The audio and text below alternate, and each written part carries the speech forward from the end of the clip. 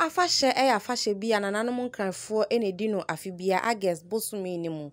na womo akasa afa ensem bi ho Abola hene ni Aheleno no the third wono eneye Abola manche wakasa se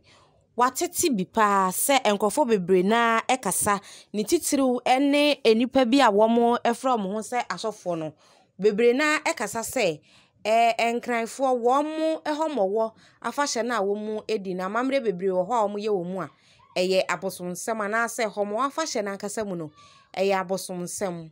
ni se enye abosomsem na emum no eye ade a ewo ho efiri tete na ewo Bible mu kurampo ukwo amanoni obroni kuroma obroni nso ewo na mamre a woye enti omanfo nyai se womo kekasa ansem no ede afa ho se enkranfo amamre a womo ye no eye abosomsem no na se mpo no woni pa ko se bibi na wonte ase se otimi twipin na no matena nkonwa wonkran ha na ukoji enchiremu ede free womo eho say enani ede nensem ni bi ede to Attention TV anim ni ahene nunu neji eten Abola manche mi noji atofo cheken haga manche inke shida ba wache ofile ko gbeleje akemene awole kengbe ni afilete unesa ebani na wopeko Baja no topi yo kanya akwe afine ke lase ke basi disiene hilai mwawa akikleko ni batowo ni gbeme no ebala kebe libi baba o wonye wo fe to ni ka ye normal time o ko kwe libi ko me won fe won take protocol measures ni government ke swishi e handles marks ne agbene won uniform a sanitizer dani ko o keep social distance oni wo yi no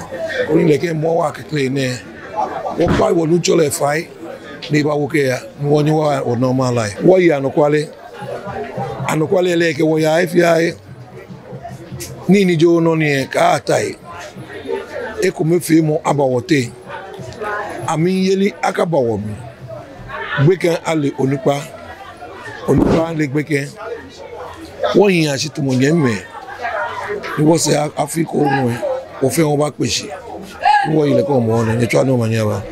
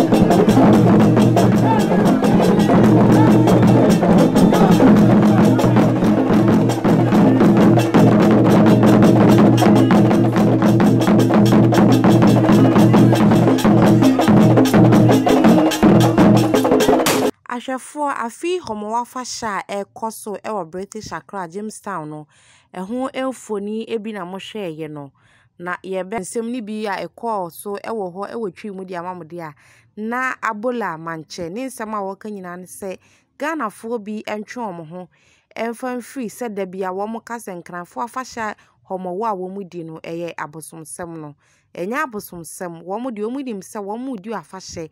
e de akanfo wo mu nananom e de ada wo masese wo mu do mu moja eto ho ma wo mu asabere wo mu da so te ase a wo mu eye enkranfo